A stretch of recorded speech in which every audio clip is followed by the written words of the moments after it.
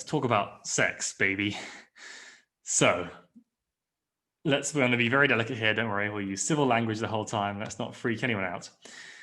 How do people know about it? They did not have sex ed in the way that modern schools do. Well, in some senses, there's a lot of lack of privacy that we have now in non-upper class families.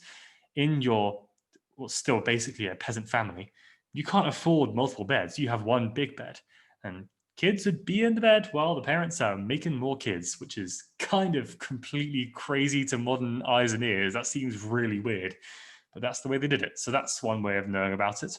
Also, people lived with animals in a way that you really don't now. Almost everyone had animals for food, for clothes, for companionship. It was really common. And so if you live with animals, then you'll see animals making more animals. That's the way that I guess you would learn about it. And also sex work. One of the main jobs that women could have that wasn't wife, mother, or spinster was prostitute. It was very, very common in this period. And so that's a way to learn about it, kind of thing. And there's also some print literature that exists. And we're going to talk about that more about when we're talking about the experiences that people had, because it's important there. But finally, it's worth noting that there's a lot of policing on about sex in this period. What the church wants, and this gets co-opted into the state from the early modern to the modern period, is to limit sex to exclusively the kind that's reproductive and exclusively within marriages. So this is the closest I stray to using naughty words here. Sodomy is a crime, and it is anal or oral sex that takes place. Here are the three kinds: man-man, man-woman, or man-animal. And all three are illegal, and all three have the death penalty.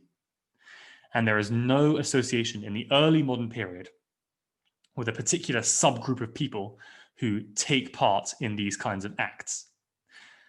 And we're going to talk more about that when we talk about sexuality, but that's worth mentioning. So most kinds of sex are punishable by death.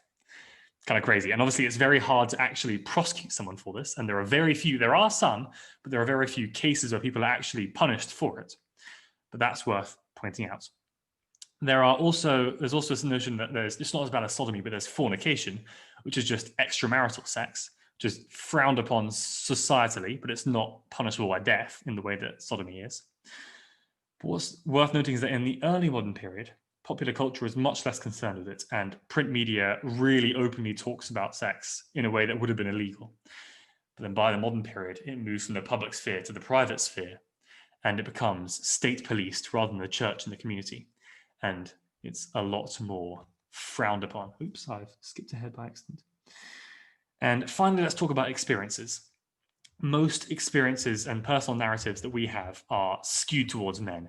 Samuel Pepys, if you've done any history that's early modern and British, you'll have heard of him. He was a political figure who wrote a diary that includes the Great Fire of London and the political upheavals of the 17th century.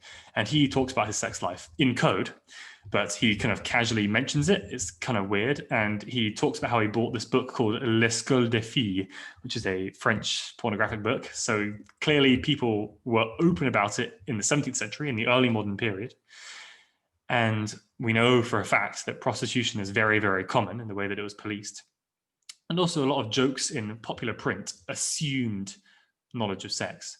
And that's a really good way, when it's not openly talked about it because it's illegal, a good way to know if it's still known about is if the jokes assume that everyone knows it. They have to get it to get the jokes, which means that it has to be happening.